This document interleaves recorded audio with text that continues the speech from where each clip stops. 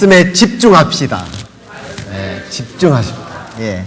오늘 왠지 모르게 좀 분위기가 수순하고 그렇습니다. 여러분들 마음을 가다듬고 집중해서 하나님의 말씀을 들을 때 하나님께서 이 말씀을 통해서 우리를 다시 회복시키시고 또 새롭게 하시고 치유하는 역사가 일어날 줄로 믿습니다. 우리가 신앙생활을 하면서 늘 기억해야 할 것이 있는데 그게 뭐냐면 하나님의 섭리를 이해하고 깨달으면서 살아가야 한다는 거예요. 그런데 그 하나님의 섭리 중 하나가 뭐냐면 하나님은 고난을 그 믿는 성도들에게 주신다는 겁니다.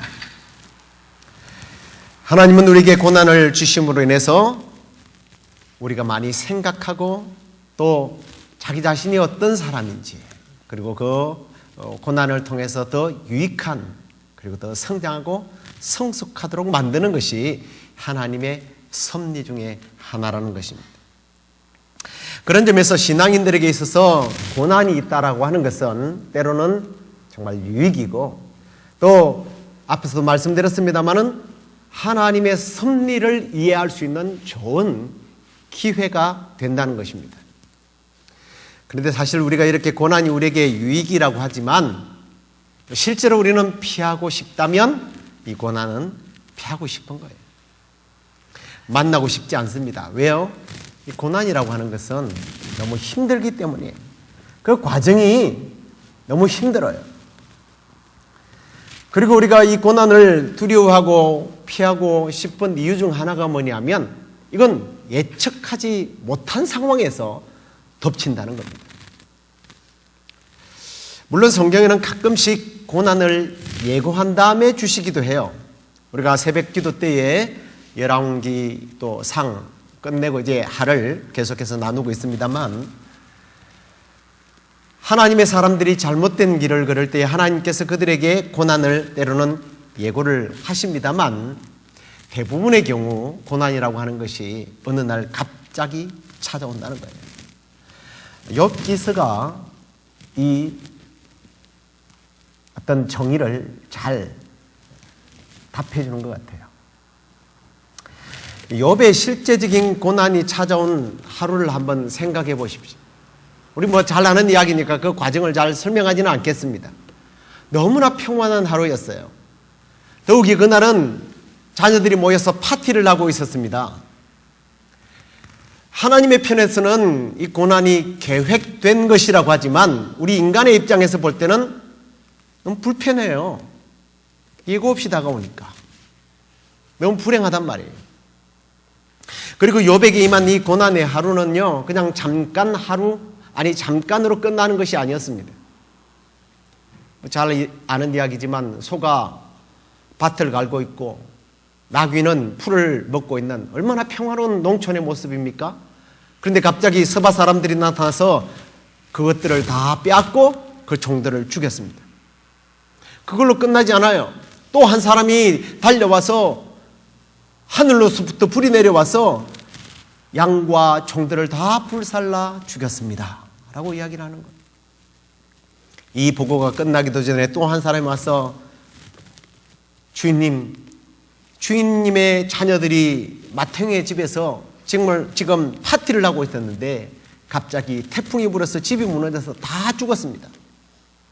그런 보고를 받습니다. 여러분 지금 우리는 늘 욥의 자녀들이 10명이나 되는 자녀들이 죽었다라고 생각하지만 성경을 자세히 보십시오. 욥의 자녀들만 죽은 게 아니에요. 더 많은 무리가 죽었습니다. 욥의 기업이 워낙 컸기 때문에 많은 종들이 있었는데요. 그 종들도 애매하게 죽음을 맞이했다는 거예요. 나 혼자만 받는 고통이 아니라 나의 자녀들이 그리고 또 주위에 있는 사람들까지 고통을 받는 이 고난은 정말 이 연속적인 고난은 인간이 감당할 수 있는 그런 범위가 아닌 것 같아요. 그런데 이 고난을 통해서 하나님이 알고자 했던 것이 있어요. 아니, 사단이 뭔가 이 고난을 통해서 이 욥을 통해서 하나님께 이것이 진짜다, 이것이 가짜다, 이걸 증명하고 싶었던 거예요. 그게 뭐냐면 참 경건의 삶, 참 경건의 삶. 오늘 제목 그대로예요. 참된 경건의 삶이 뭐냐? 이걸 증명하고 싶었던 거예요. 사단도 하나님도. 이 참된 경건의 삶을 증명하기 위해서 욥은 그의 생명을 내어놓고 모든 것을 희생을 해야만 했습니다. 여러분, 우리는 대부분 고난을 받을 때에 내가 경건치 못해서, 신앙생활을 잘 못해서 이런 고난을 받는다, 혹은 저 사람이 경건의 삶을 살지 않아서 하나님께로부터 징계를 받는다, 그렇게 생각하지만 그렇지 않습니다. 하나님을 잘 섬기고 하나님을 잘 믿는 사람, 얼마든지 경건의 삶을 사는 사람도 복을 받는 것이 아니라 이렇게 고난을 애매히 받는다는 거예요. 특별히 그의 신앙의 아름다운 모습이 읽지는 않았습니다만 1절에 이렇게 말합니다. 우스 땅에 욥이라는 이름하는 사람이 있는데 그 사람은 순전하고 정직했다. 거짓이 없다라는 거예요. 하나님을 경외하고 악에서 떠난 사람이다. 참 경건의 삶을 살고 있는 사람이에요. 욥이 정말 그렇게 순전하고 경건한 삶을 살았는지에 대한 그 실제적인 생활을 5절에서는 이렇게 말해요. 그 잔치날이 지나면 욥이 그들을, 자기 자녀들을요 불러다가 성결케 하되 아침에 일어나서 그들의 명수대로 번제를 드렸다. 아들이 7명이고 딸이 3명이에요. 그 아들과 딸들대로 다 번제를 드렸답니다. 왜? 혹시 내 아들과 딸들이 죄를 범하여 마음으로 하나님을 배반했을까 봐. 그러면서 이렇게 말해요. 욥의 행사가 항상 이러했다. 그는 항상 경건의 삶을 살았던 거예요. 그런데 하나님이 이렇게 욥을 평가하시고 보고 계셨다는 사실을 통해서 우리가 하나 좀 깨달아 또 알아야 할 것이 있어요. 그게 뭐냐면 이 욥기서는요, 이 고난에 대한 말씀이라기보다는 어떤 의미에서 하나님의 섭리에 관한 그런 책이라는 거죠. 그런데 그런 하나님의 섭리하심만 있는 것이 아니라 성도들을 유의하고 살피면서 틈을 보는 존재도 있더라는 겁니다. 그게 누구예요? 사단이죠. 그런데 중요한 사실은 사단이 우리를 이렇게 살피고 있지만 무엇보다도 하나님의 섭리의 눈이 우리를 더 예리하게 관찰하고 우리를 더 잘 아신다는 겁니다. 그렇기 때문에 내 행동과 내 마음의 생각이 다 감찰받고 있다. 내 깊은 속까지 다 알고 계시는 분이 계시다. 이걸 알아야 된다는 거예요. 그렇다면, 그걸 알고 있다면 욥처럼 순전하고 정직하지 않을 수 없다는 거예요. 하나님을 경외하지 않을 수 없다는 거예요. 왜? 하나님이 다 알고 계시니까. 속일 수 없다는 것입니다. 그래서 사람들이 왜 정직하지 못하게 살아요? 보는 이가 없다라고 생각하기 때문이에요. 그 누구도 모른다고 생각하기 때문입니다. 속일 수 있다라고 생각하죠. 그런데 사단도 속지 않아요. 하나님도 속지 않아요. 특별히 하나님은 나보다 나를 더 잘 알고 계시는 분이십니다. 내 의식 속에 깊이 감춰져 버린 의식 세계는 때로는 우리가 깨닫지 못해요. 우리 하나님은 그것까지도 다 알고 계신다는 거예요. 어떤 악한 생각도, 또 어떤 곳에서 우리가 무엇을 하는지 하나님은 알고 계십니다. 사단도 알고 있어요.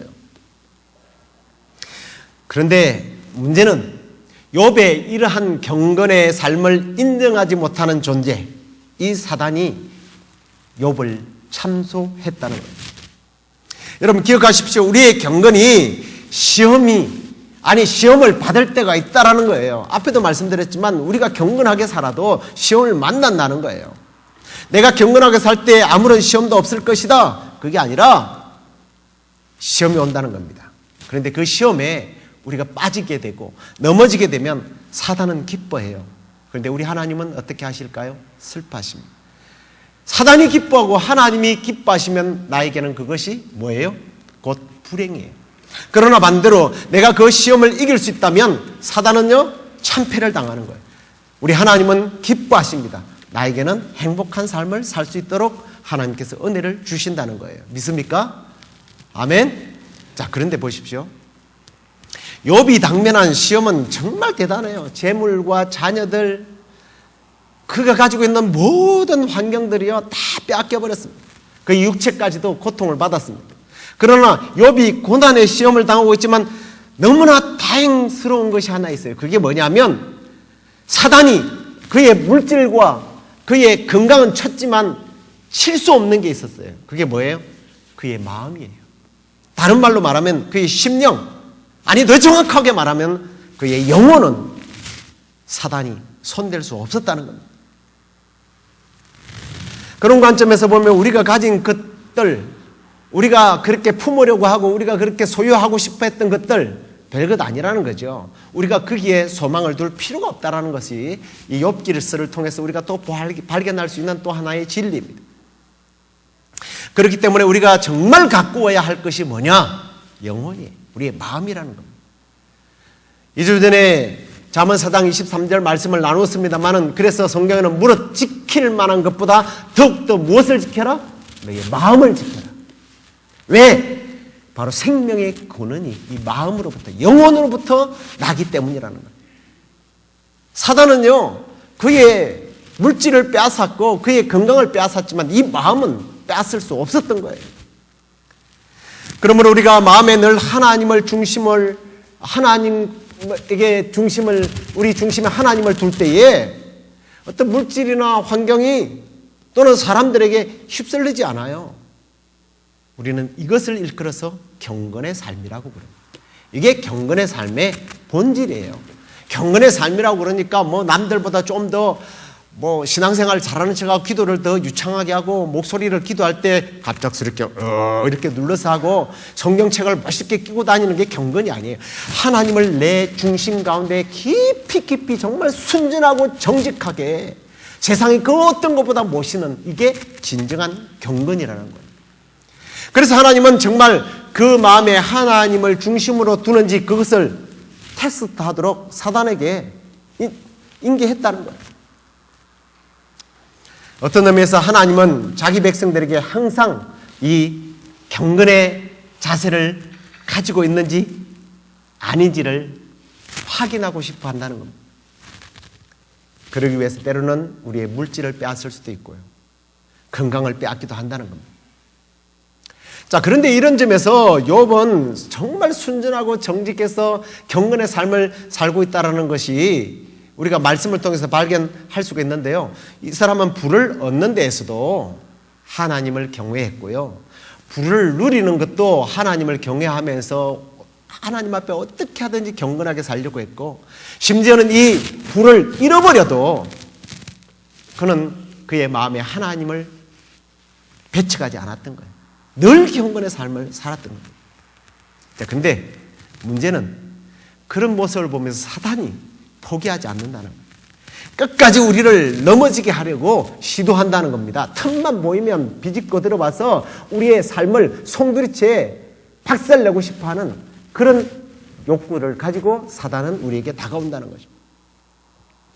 근데 여러분, 자고 나고 그저 무슨 일만 생기면 사탄아 물러가라, 감기가 걸려도 사탄이 한 짓이고 뭐든지 사탄아 물러가라, 사탄아 물러가라, 이것도 잘못된 거지만 한편으로요, 이런 사탄이 우리에게 어려움을 주고 우리를 시험하고 우리를 넘어지게 하려는 존재라는 것을 의식하지 못하고 신경이 무디어서 살아가는 사람들이 있어요. 이것도 문제예요. 사탄은요, 예수님마저도 시험할 수 있다면 시험에서 넘어지게 하려고 했던 자들입니다. 그런 자가 어떻게 우리 성도들을 흔들지 않겠느냐는 거예요. 사탄이라고 하는 존재를 히브리어 말로 사탄이라고 하는 말은 이런 뜻을 가지고 있어요. 하나님을 대적하는 자다. 하나님을 대적하는 자예요. 그저 어떻게 하든지 하나님을 대적하고 또는 우리 사람들을 충동질해서 하나님을 미워하게 하고 하나님을 떠나게 하려고 하는 것이 사단의 행동이에요. 스가랴서 3장 1절에 보면 대제사장 여호수아가 여호와의 사자 앞에 섰고 사단도 여호수아 옆에 서서 그를 대적했다 그래요. 그걸 하나님이 보고 계셨다라는 말씀이 나옵니다. 대제사장을 쥐고 흔들고 있단 말이에요. 누구 앞에서? 하나님 앞에서. 그게 사단의 존재예요. 누가복음 22장에서 보면 예수님께서 베드로에게 이런 말을 합니다. 시몬아 시몬아 보라, 사단이 밀가부르듯 하려고 너희를 지금 청구하고 있다. 마치 욥을 시험하기 위해서 하나님께 청구했던 사탄처럼. 이게 사단의 역할이에요. 그렇지만 그것 때문에 불안해하고 무수할 필요가 없습니다. 지가 하나님을 대적하고 믿는 사람들을 가지고 놀려고 하지만 그의 최후는요, 사실은 결정되어져 있어요. 베드로후서 2장 4절에 보면 하나님이 범죄한 천사들을 용서치 아니하시고 지옥에 던져 어두운 구덩이에 두어 심판 때까지 지키게 할 것이다. 그리고 계시록에도 보면요, 결국 마지막 심판 때에는 그를 무지경 지옥불 가장 뜨거운 곳에 보내서 가두어버려서 다시는 활동을 하지 못하도록 만들어버리신다는 거예요. 이 말은 무슨 말이냐면 결국은 하나님이 승리하시고 하나님을 경외하는 성도들이 승리한다는 거예요. 믿습니까? 그래서 그 심판의 전까지 사단은요, 목숨을 다하고 힘을 다하고 성품을 다해서 뭐 하겠어요? 하나님을 대적하는 거예요. 무지경에 들어가기 전까지는. 그렇기 때문에 마귀는 하나님을 공경하는, 하나님 자신에게는 대적을 못하니까 하나님을 공경하는 성도들을 대적해요. 그래서 교회를 든든히 서지 못하도록 흔들어요. 주의 백성들이 잘 되는 꼴을 못 봐요. 온갖 유혹과 해유와 협박을 하면서 성도들이 넘어지도록 만드는 존재가 사단이란 말이에요. 그 신뢰가 바로 오늘 욥기서에 나오는 욥의 사건이에요. 자, 그러면 이제 사단이 하나님께 욥을 참소할 때에 이 욥이 하나님을 경외하는 이유가 무엇이라고 이제 마귀가 이야기하느냐, 이걸 좀 우리가 유의해서 살펴볼 필요가 있습니다. 마귀는 분석한 결과 욥이 하나님을 그토록 사랑하는 이유가 인간적인 뭔가 목적이 있다라고 판단을 한 겁니다. 욥의 실제적인 마음은 그렇지 않는데 하나님께서 복을 주니까 물질 때문에 하나님을 경외한다, 이렇게 분석을 한 거예요. 그래서 욥이 가지고 있었던 그 순전함, 그 정직함, 악에서 떠나는 것은 다 뭐라는 거예요? 거짓이라는 거예요. 정직하지 않은 거예요. 잘못된 거라는 겁니다. 사실 욥이 하나님 앞에서 얼마나 신실했습니까? 그런데 사탄의 입장에서 볼 때는 그게 배 아픈 거예요. 질투가 나는 거예요. 시기심이 나는 거예요. 못 봐주겠다는 겁니다. 너무 진실하게 아무 이유도 없이 하나님을 너무나 사랑하고 하나님께 푹 빠져있는 욥을 볼 때에 그걸 무너뜨리고 싶어서 욥을 괴롭히기 위해서 하나님께 참소하는 겁니다. 당신이 한번 해보든지 아니면 내가 하도록 내버려 두십시오. 아주 자신만만하지 않습니까? 그래서 우리는 이것을 해석할 때에 이런 이야기를 합니다. 사탄이 하나님의 허락 없이는 아무것도 못한다. 맞는 얘기예요. 그런데 여러분, 지금 사탄이 하나님께 자기가 이 욥을 참소하기 위해서 자기에게 권한을 달라 하는 이 말씀은 하나님의 허락 없이 아무것도 못한다, 하나님의 주권이다, 이렇게 해석하는 것도 맞지만 더 놀라운 음모가 여기에 숨어 있어요. 그게 뭐냐면 지금 사단의 의도는요, 욥을 시험에서 넘어지게 하는 것이 목적이 아니라 하나님과 겨루어 이겨보겠다는 거예요. 하나님은 욥이 진실하고 순전하고 나를 공경한다, 이 이야기를 하니까 피식 웃으면서 이러는 거예요. 하나님, 잘못 알고 계신 거예요. 우리 그러잖아요. 나보다 좀 못 배우는 사람이 조금 이렇게 아는 척 하면, 아이, 뭘 그렇게 아는 척 하셔. 진실은 따로 있는 거예요. 그렇게 얘기하잖아요. 지금 사단이 그러고 있는 거예요. 당신이 인간을 창조해서 다 안다고 생각하죠? 천만에요. 그렇지 않아요. 오히려 인간은 나의 유혹에 빠져서 범죄했기 때문에 인류의 마음은 내가 더 잘합니다. 뭘 당신이 안다고 그래요. 이걸 증명해 보이려는 거예요. 자기가 하나님보다 우위에 있다는 것을 증명해 보고 싶은 거예요. 자기가 마치 하나님보다 인간을 더 많이 알고 자기 능력이 더 하나님보다 위대하고 자기 마음대로 인간을 어떻게든 좌우할 수 있다, 이걸 보여주고 싶어 하는 거예요. 사단은 이래서 무서운 존재입니다. 여러분, 우리가 시험에 빠지고 헤어나지 못하게 될 때에, 그래서 여러분 아셔야 하는 게 있어요. 우리가 시험에 당하고 어려움 당하면 뭐라고 얘기해요? 하나님의 영광을 가리운다 라는 말을 하는데, 때로는 뭐 쉽게 저런 말을 해. 사실이에요. 정말 우리가 시험에 빠지고 허둥거리는 모습을 볼 때에 정말 사단은요, 보세요, 하나님 내가 옳았잖아요, 내가 맞다니까요. 인간은 결코 하나님을 사랑하지 않아요. 저 사람요, 왜 하나님을 사랑하는지 아세요? 복 줬으니까 그렇죠. 건강 줬으니까 그렇죠. 당신은 속고 있는 거예요. 하나님 앞에 빈정거리는 거예요. 여러분, 그걸 알아야 돼요. 그렇기 때문에 우리가 시험을 당했을 때 실족당하지 말아야 돼요. 이겨야 돼요. 왜? 하나님의 영광을 위해서, 하나님 아버지의 자존심을 위해서 저와 여러분이 시험에서 승리할 수 있기를 주님의 이름으로 축원합니다. 할렐루야. 우리 하나님의 자존심을 우리가 지켜줘야죠. 급하면 아버지 하면서 아버지가 지금 고통을 당하고 아버지가 마귀에게 지금 조롱을 당하는데 뭐 그러든가 말든가, 이건 아버지의 자녀가 아니에요. 그리고 여러분 알아야 할 게 있습니다. 성도들이요, 정말 흐리멍텅하게 신앙생활 하면요, 사단이 왔다가요, 아유 잘하고 있네, 그냥 픽 웃으면서 지나가요. 건들 필요가 없어요. 에너지 낭비하기 싫어요. 신경 안 써요. 그런데 뭔가 이렇게 좀 신앙생활 하려고 애쓰면요, 어느 날 갑자기 성경을 읽기 시작하고 찬송을 부르고 기도하고 전도하고 선교하고 주님의 뜻대로 살겠다고 막 회개하고 부르짖고 매달리면요, 사단이 긴장하기 시작하는 거예요. 그리고 그들도 활동하기 시작합니다. 우리의 마음이 하나님을 향해서 뜨거워지기 시작하면 사단도 뜨거워져요. 자기 세력들을 불러 모아요. 야, 우리가 이럴 때가 아니다, 우리도 일하자. 사탄이 이 세상에 존재하는 한 이건 계속될 겁니다. 그래서 우리가 깨어있지 아니하고 대비하지 않으면요, 이걸 모르면요, 다 시험에 빠져서 넘어가요.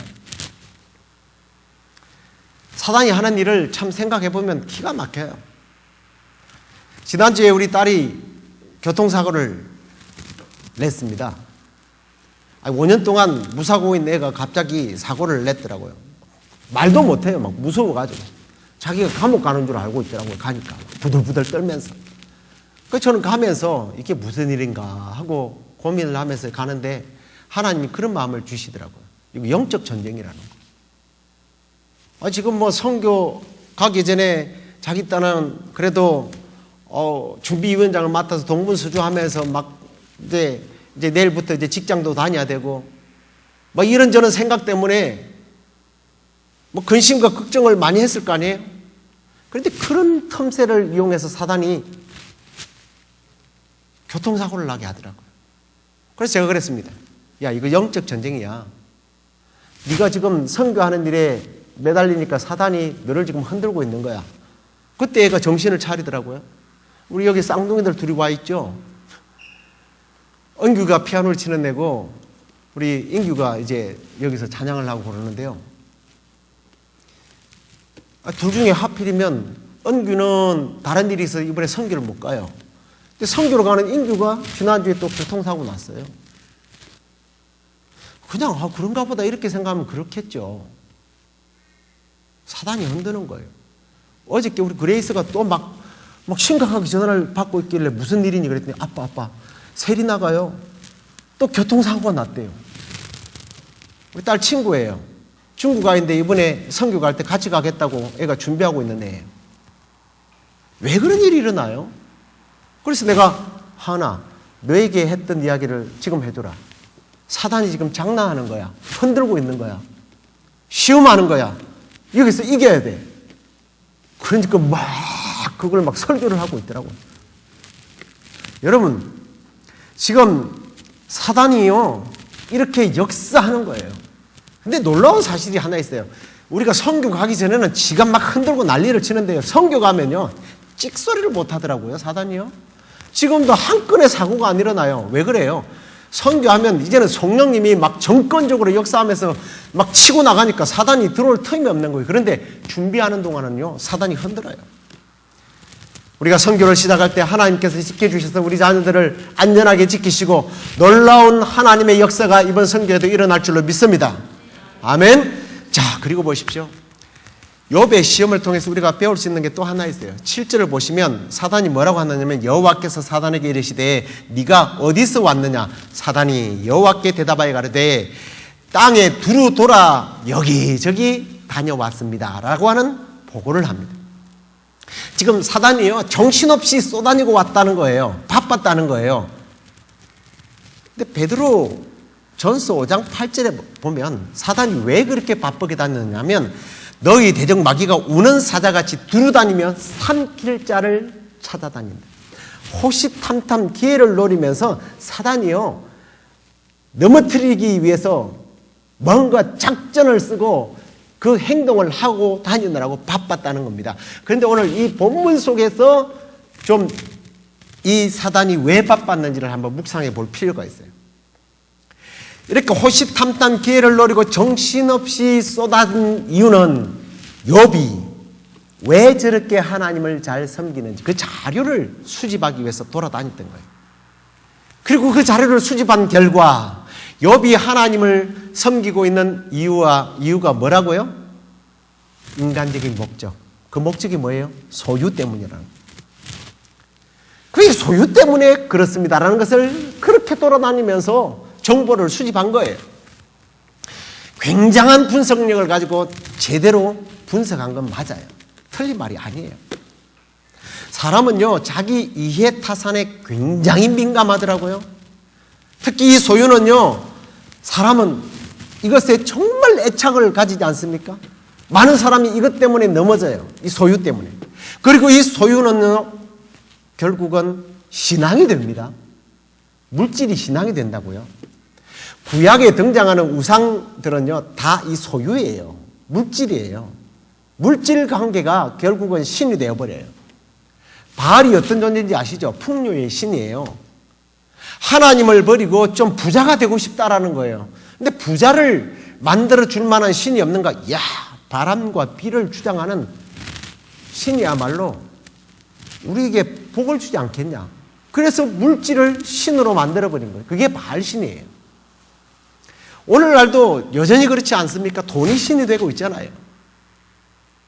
사단은요 이렇게 욥이 그가 가진 재물로 인하여 하나님을 섬기고 하나님을 의존하고 있다고 생각했던 겁니다. 그러나 하나님은 그것이 아니라는 거예요.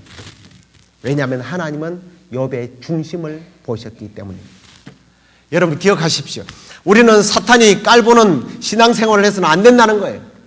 언제까지 사단이 우리를 얕잡아 보면서 우리를 조롱하도록 내버려 두겠습니까? 언제 사단이 우리를 얕잡아 보겠어요? 왜 깔보겠습니까? 우리가 세상적인 것에 관심을 두기 시작할 때, 소유에 집착하게 될 때, 물질에 집착할 때, 돈에 집착할 때에, 심지어는 지식에 집착할 때에 아주 조화로 춤을 추는 거예요. 왜? 맞구나. 저 조건 때문에 저 사람은 하나님을 사랑한다고 하나님을 예배하고 있었구나. 그걸 증명해 주는 꼴이 되는 거예요. 그래서 그 조건만 없으면 하나님을 버리겠구나라고 생각하고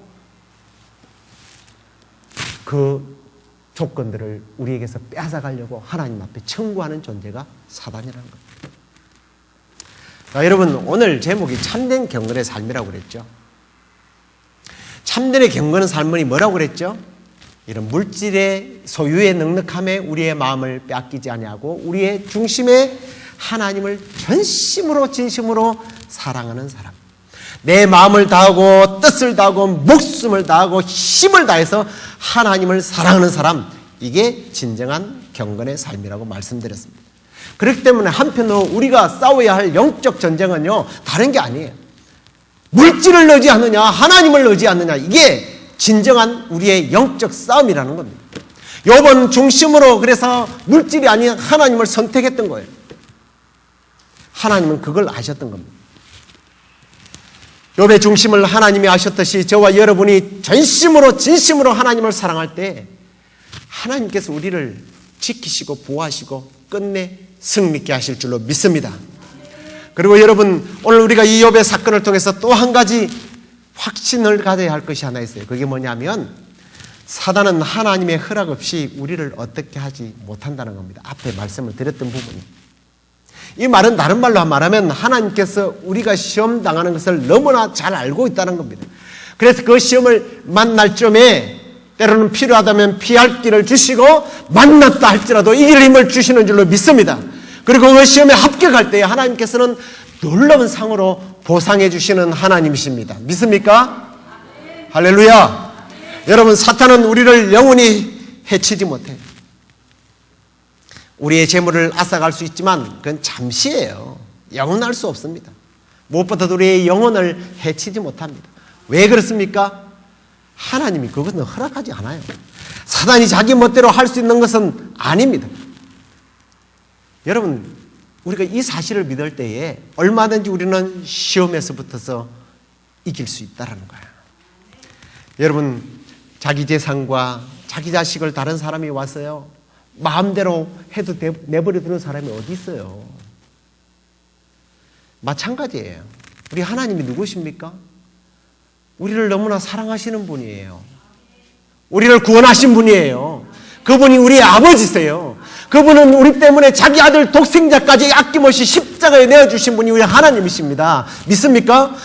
그런 분이 사단이 우리를 밀가불고 우리를 집어삼키고 우리를 마음대로 좌지우지하는 것을 보면서 어이구 잘한다 괜찮아 마음대로 해 그러겠습니까? 어떤 부모가 자기 자식을 괴롭히는 사람을 가만 내버려 두겠어요? 우리 하나님이 우리 아버지신데 우리 하나님 가만두시지 않을 거예요. 그래서 요한복음 10장 29절에 보면 저희를 주신 내 아버지는 만유보다 크심에 아무도 아버지의 손에서 빼앗을 자가 없느니라. 아멘. 아멘. 믿습니까? 아무도 하나님의 손에서 우리를 빼앗을 자가 없어요. 우리가 너무나 잘 아는 로마서 8장 말씀에 보면 누가 하나님의 택한 자들을 송사할 수 있겠느냐 하면서 사도 바울은 이렇게 외칩니다. 환난이나 공고나 핍박이나 기근이나 적신이나 위험이나 칼이나 사망이나 생명이나 심지어는 천사라 할지라도 그 어떤 피조물도 예수 그리스도 안에 있는 하나님의 사랑에서 우리를 끊을 수 없느니라. 아멘. 믿습니까? 그게 하나님의 자녀된 특권이란 말이에요. 그런 하나님과 어찌 우리가 멀어질 수 있겠습니까? 그 하나님을 우리의 중심에 모시고 그 앞에서 행하는 참된 경건의 삶을 우리가 살아야 합니다. 나의 유익 때문에, 더 나은 조건 때문에 하나님을 향한 우리의 마음이 결코 흔들리지 말아야 할 것입니다. 자, 보십시오. 결국은 이제 누가 이기는지 욥의 위대한 고백을 10절에서 우리가 만나게 됩니다. 우리가 하나님께 복을 받았은 즉 재앙도 받지 않겠느냐.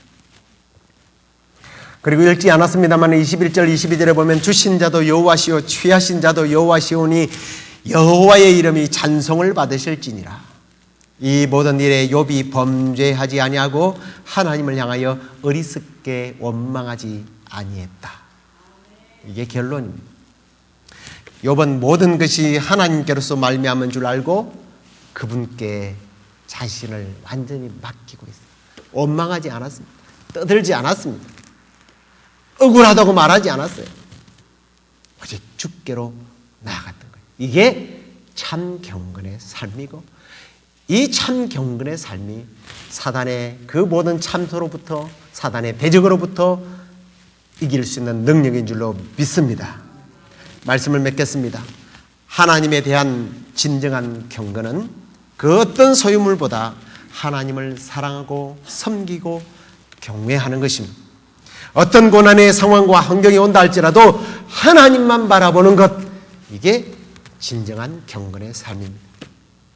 참 경건의 삶, 하나님께 인정받는 경건의 삶을 통해서 사단의 모든 권세와 대적들을 이기고 승리해서 늘 우리 때문에 안타까워하시고 창세전부터 지금까지 일하고 계신 우리 하나님 앞에 영광 올려드리고 남은 생애가 그 하나님으로부터 오시는 풍성한 복들을 누리고 사는 저와 여러분이 되기를 주님의 이름으로 축원합니다. 우리 다 같이 일어나서 543장 어려운 일 당할 때 나의 믿음 적으나 의지하는 내 주를 더욱 의지하며 바라봅니다. 우리 함께 고백하면서 나아가도록 하겠습니다.